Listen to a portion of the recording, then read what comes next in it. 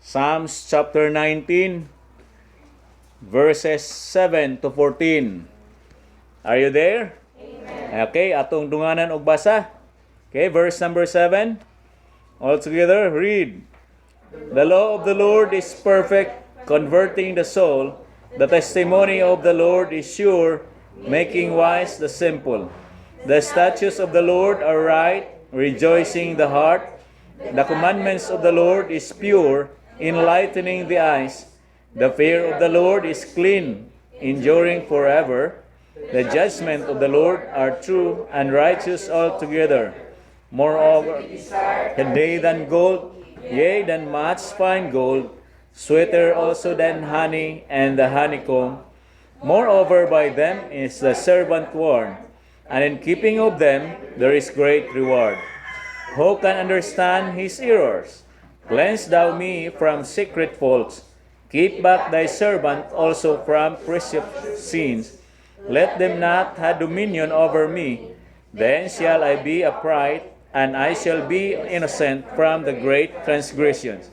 Let the words of my mouth and the meditation of my heart be accepted in thy sight, O Lord, my strength and my Redeemer. Okay, mag-pray ta.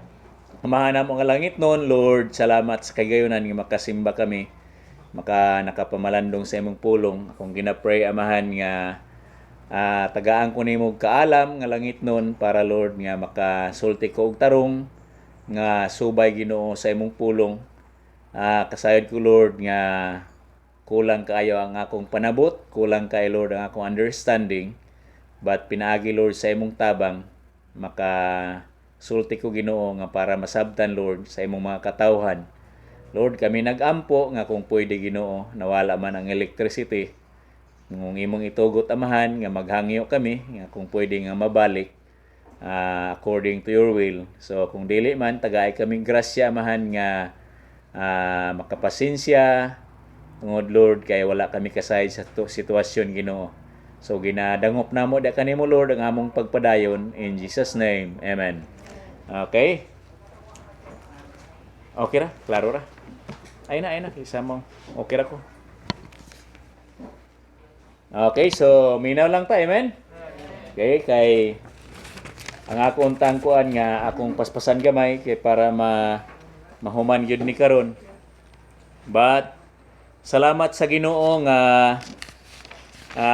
ang electricity kung mawala, dili siya pwede makapahunong sa atong simba sa Ginoo. Amen. So padayon ta sa atong lesson about, this is the third Sunday sa atong lesson about the symbols of God's Word. Okay? Kapariha or ginaang pulong sa Ginoo gipakahusama. Okay? So ako lang ikuan gamay no nga ang pulong sa Ginoo sama sa kalayo. Amen? Like fire and like a hammer. Then a lamp, a mirror, then milk, no? Seed, no? Liso. Nya sword, mga kaigsunan. Mao na ang gipakahusama ang pulong sa Ginoo sa espada, o gipakahusama ang pulong sa Ginoo sa tubig, no? Water. Then sama sa gold. Amen. So kinsa may dili magkinahanglan og gold kita, pero salamat mga kaigsunan nga sa langit ang gold, mga kaigsunan, karsada lang, no? Straight of gold, mga kaigsunan, ang langit nga atong puy-an sa mga tao nga nakadawat kang Jesus Christ as their personal Savior. And the Word of God is like a honey. Di ba? So, sweeter also than honey. So, tamis yun, mga kaigsunan, kung love nimo ang pulong sa Ginoo, tamis yun para sa imo. Amen? No?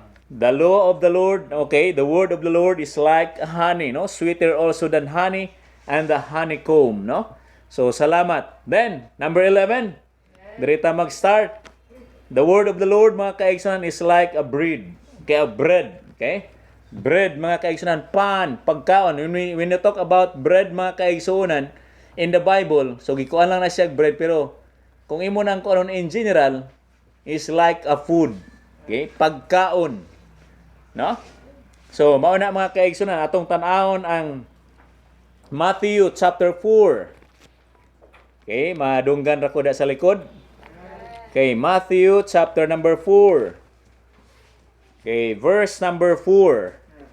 Amen? But he answered and said, It is written, man, okay, man shall not live by bread alone, okay, but by every word that proceedeth out of the mouth of God. Okay? Deuteronomy chapter 8, verse number 3. Deuteronomy chapter 8, verse number 3. And he humbled thee, and suffered thee to hunger, and feed thee with manna, with bread, okay?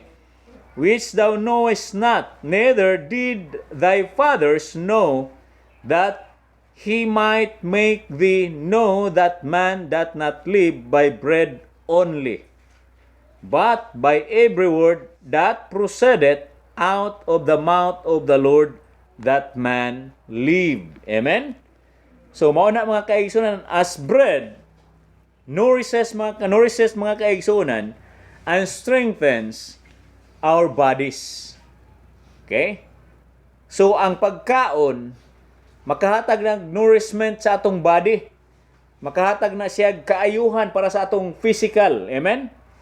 O makahatag po na siya kusog. So, God's Word, mga kaigsunan, nourishes mga kaigsunan and strengthens our spirits to serve God acceptably. Okay?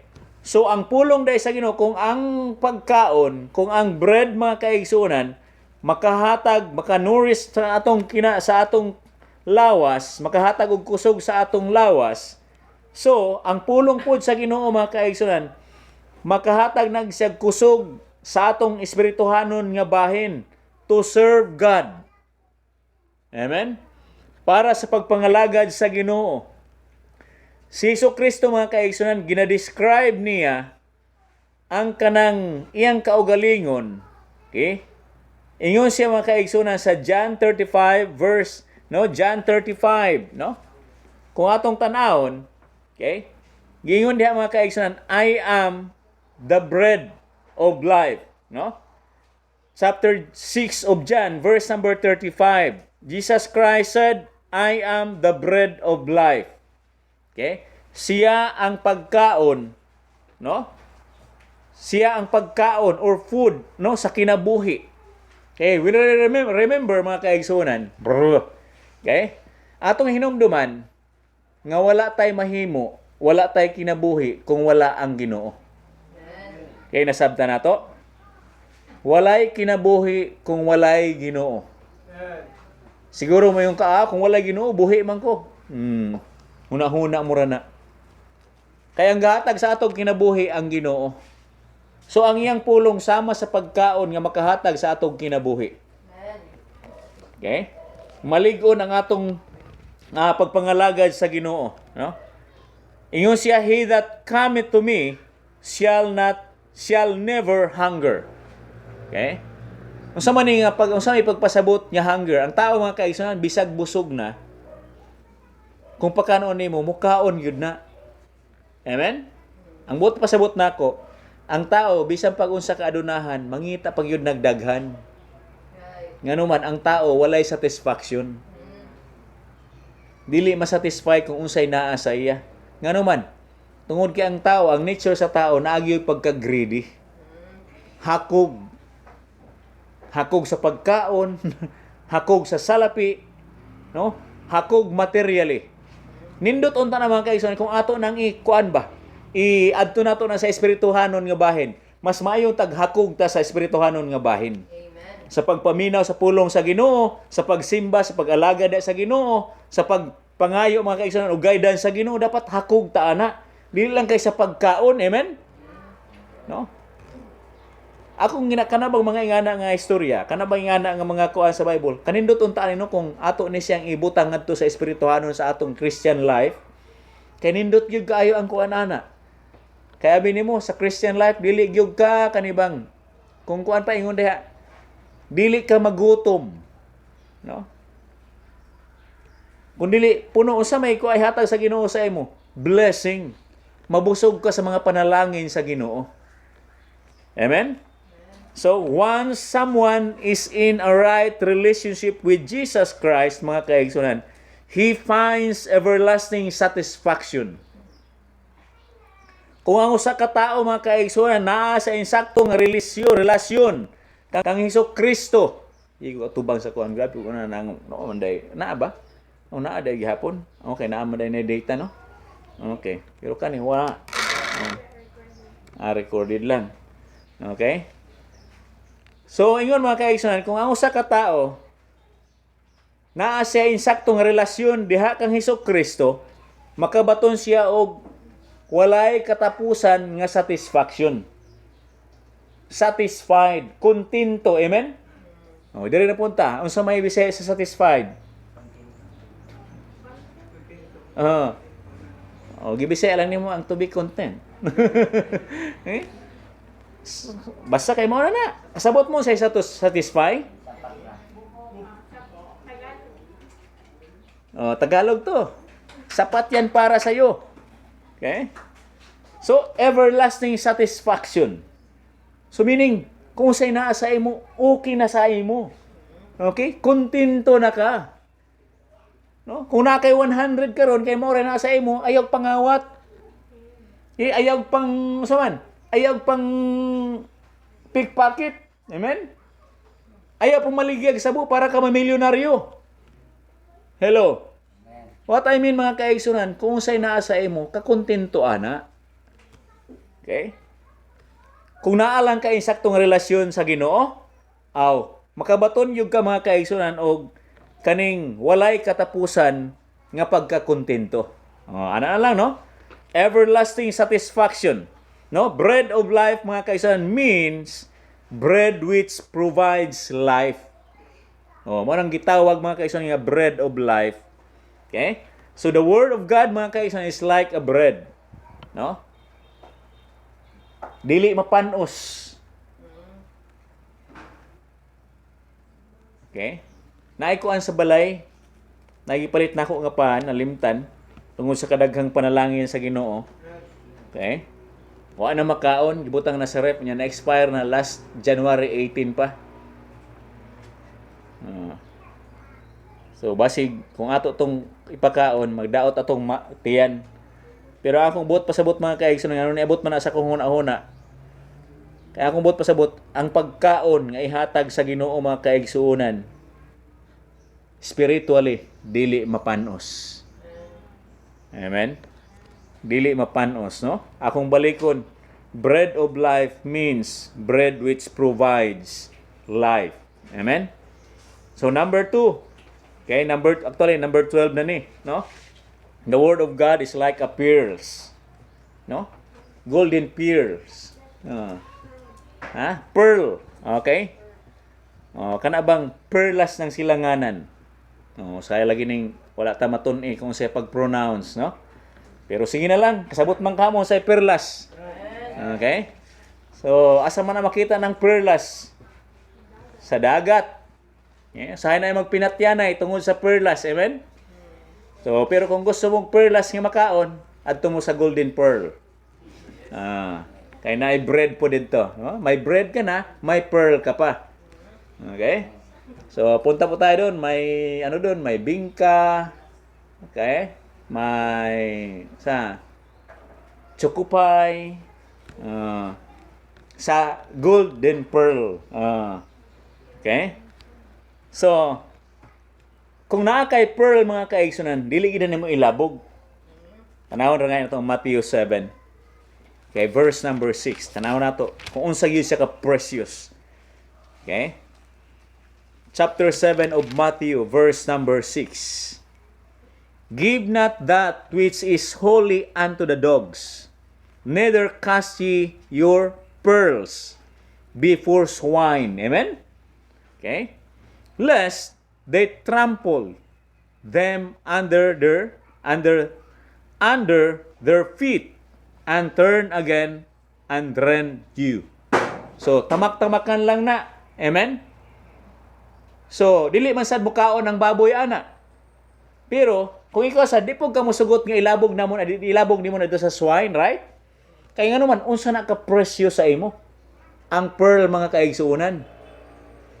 Kung ako'y na pearl mga kaigsuonan, ay di ko gyud na isaya-saya kay nga naman daghay mag-interest ana like gold mga kaigsuonan. But sad to say mga kaigsuonan, Christian today, no? Wala gyud nag-interest sa pulong sa Ginoo. Okay? Bali wala lang. Okay? Pag uli sa balay, butang ang Bible sa kilid. Niya balik ko na sad, Domingo na sad puniton. Giabog naman eh. Lang dili abugon, o may basa-basa. Ngano man, kay ang pulong sa Ginoo dili presyo sa mga Kristohanon.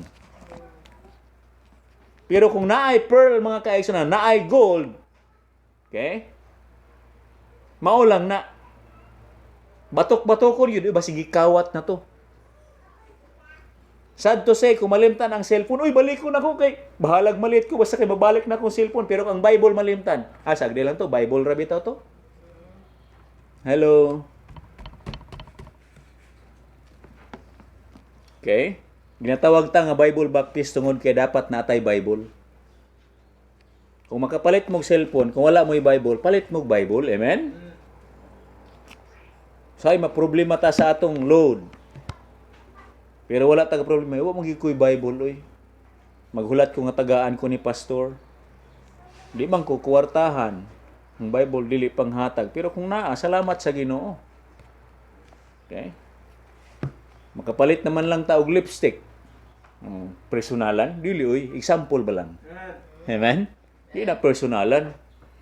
Kay mao nay kamatuoran. Amen. Amen? Di ba kung wala tay cellphone, ga-desire ta nga maka-cellphone? Kinsay na ay Bible? Kinsay walay Bible? Oh. Ang pangutana, kay dili lang si Prince akong kuanon. Kung wala kay Bible, nya Kristohanon ka, ga-desire ba ka nga magka-Bible? Kinsay wala nag-desire karon nga walay nga saman sa ana pagsulti. Kinsay nag-desire nga maka-cellphone? Di ba? Ga-desire ta nga maka-cellphone ano man. Gamit kay sa ato. Pero mga kaigsuonan, mas gamit sa imo ang pulong sa Ginoo. Kung na kay cellphone, pwede man na ay Bible, na ay app sa Bible, di ba? Kasi amaw na sa app. Say gi-up. Okay? Okay? So, di na ako malimtan ang giingon ni Stephanie. Okay? Pastor, nindot gitong Bible gyud kay dili malubat. Wala na ako na siya gibutang sa taas kung dili akong gikuanan ang iyang gisulti nga. Nindot gyud ang Bible kay dili malubat bisag walay kuryente. Di na ka magkinahanglan og power bank. Okay? Di na ka magkinahanglan nga mag-charge pa. Di ka kinahanglan og charger mga kaigsunan para i-charge nimo para musiga na sad. No? Pero kung magsalig ka sa imong cellphone, kung dili mo siga, di lobat na. Haman imong Bible nasa cellphone. Di man na Bible. Nagkataon lang nga gihimo sa technology nga naay app diha nga makabutang ka. Sahay isa pud na siya nga temptation nga para atong rason di na ta magpalit og Bible na anabita sa akong cellphone. Okay? So, pinaagi ni ana mga kaigsunan gitagaan natong importansya kung unsa gyud ka precious ang pulong sa Ginoo para sa ato. Kaya ang pulong ba sa Ginoo para sa imo para pareha ba og gold? Pareha ba sa pearl? Okay? No. Naay mga sakit ang fire, di ba? Sakit ang hammer, madukdukan ka. Sakit ang lampara kay makasunog man sad na. Okay? Nindot ang hani. Mami kay na. Oh. Pero tanan nga gibutang mga kaigsunan, pareha mga kaigsunan ang pulong sa Ginoo, naagid na purpose para sa imo. No? So kaning pearl mga kaigsuonan, kung ang usa ka tawo akong balikon, makaangko ni ana, ay i-embrace gyud na niya. Hipusan gyud na niya, amen? No? Ibutang gyud na kung asa dito nga para lang dili makuan. Niya usahay panghinambog pa na. Sahay kita mga Kristohanon, ang Bible pag madatag Bible ato pang taguan. Ano man? Naka-experience man ko ana. New Testament lang gani ito ha? New Testament lang. New Testament ato ko giladala pagkabago pa nako ang Kristohanon ha. Dako sa kuan niya. Anang musimba na kog Domingo.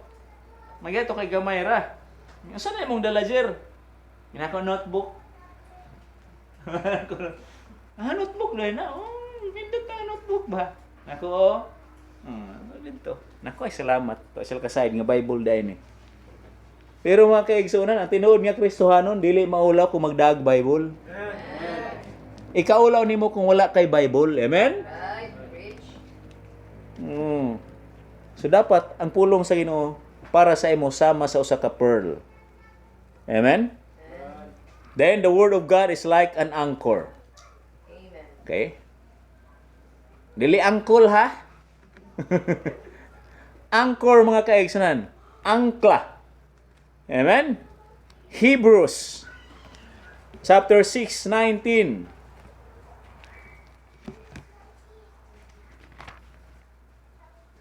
Sayang lang walay PowerPoint para tanaw gid nimo ang mga tanaw gid nato. Pero sige lang, gialaw man ni sa Ginoo nga mawala. So importante nga dapat buhaton sa mga sa taga aniko. Amen. So di lang ta magbagot-bot. So kuan lang para mahumanta. Third to the last naman Okay. Okay? Even those who by reason of use have their senses exercised to discern both good and evil. No? So, mao na mga kaigsunan. Idiretso na lang sa kuan. Okay, idiretso na sa number 14. Kuan-kuan na lang na. Mag-copy pa man ito, pero sige lang, ikuha na lang na niya. Kaya para dito malangan. Kay because of time. So, number 14, dito sa meat. Amen? Okay na? So, ingon pa mga kaigsunan. It is wrong to remain baby in spiritual matters. Okay?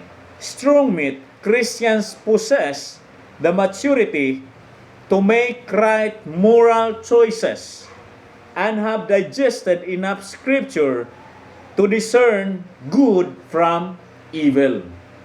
No? 1 Corinthians, chapter 13:11. Na plus naman siguro na diha.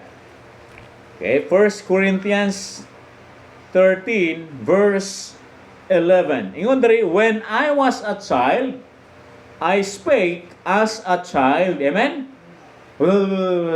Mama. Oh, di ba? So, water. Oh, grabe kas lang. Na? Drink. Oh, sto. Sa to? O sa kaya nagsakuan ng mag-inom ng tubig, mamam. Mamam ka? Ang tunang bata, dako na lang, mamam gihapon. Boy, mamam ka, boy. Yes pa, mamam ko. Drink na na, uy. Amen? Inom na na. Mabita na sa mga palahubog. Mamam ta? Okay, nahubog na. Ano, hato rin na nakalitos. Mahamamugilkan. Nang mamam. Oh. Okay? Hangtod dahil mo ng mamang. Okay? So, mao na mga kaigsunan.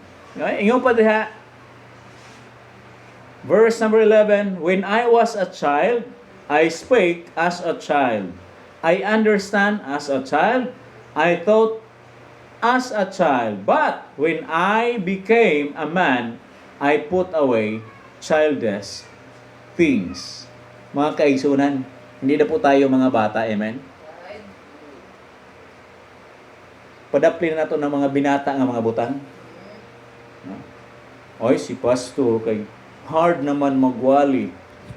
Magpiraminter da itag milk. O di ta mo tubo, ana?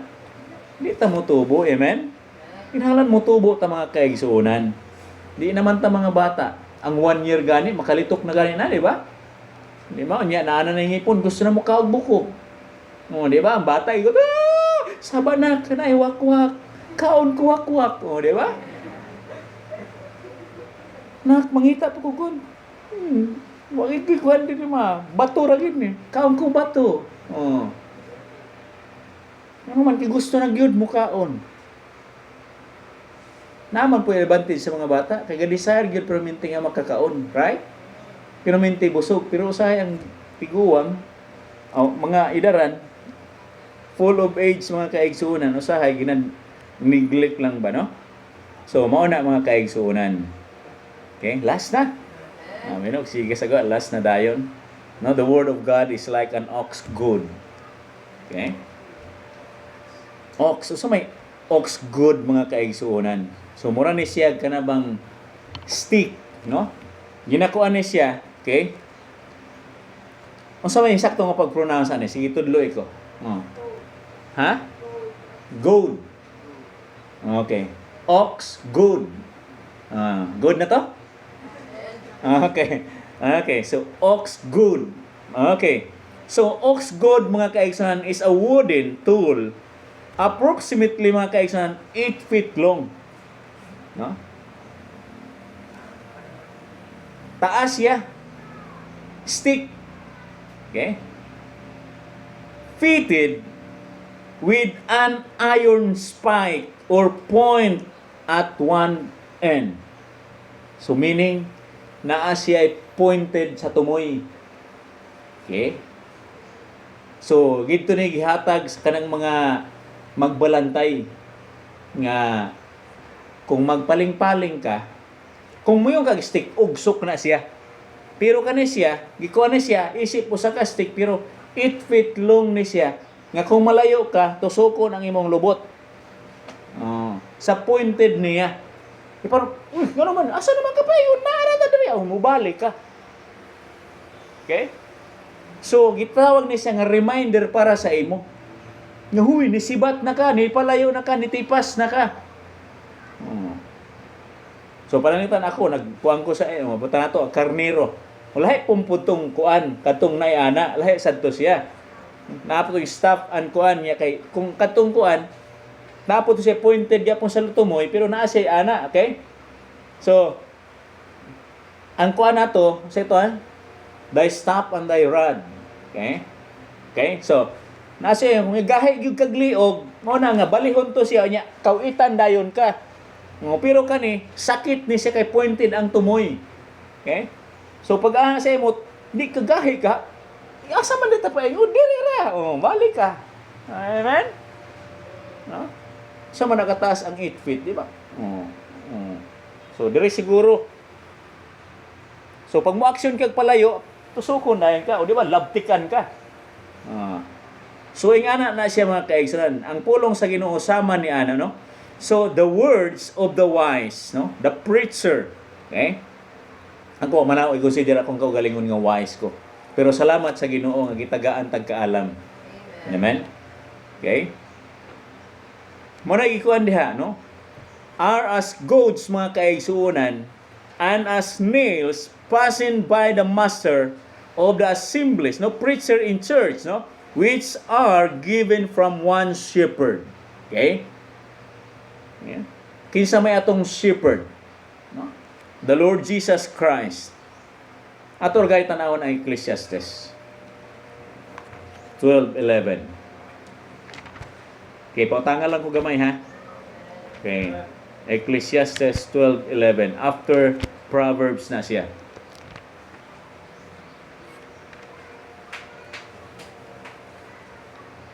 Ecclesiastes chapter 12 verse number 11.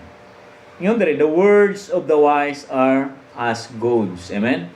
And as nails fastened by the master of assemblies, which are given from one shepherd. So dere mga kaigsunan, I am under shepherd mga kaigsunan sa Ginoo. Nga gigamit niya para mapakaon sa ta spiritually. So, wala man ko stick. Wala man ko stick mga kaigsunan nga sama kataas sa 8 feet. Amen? Wapoy po hindi. Listen po kainaon mo na ako. Pero enough na mga kaigsunan ang pulong sa Ginoo nga maoy mo badlong sa ato. Di na mo kinahanglan. Kinsa mampud ko nga mutusok sa inyo. Umusukol mo, di gansi ko. Pero ang sheep mga kaigsunan, kaning sheep mga kaigsunan, di na siya musukol sa iyang shepherd. So be careful mga kaigsunan. Wa ko na ingon nga kuan mo kanang mo kana bang morebilde. Pero biblical na mga kaigsunan nga ang pastor is double honor. Ako wala ko nagkuana na sa inyo nga mag-ingana gyud mo sa ako.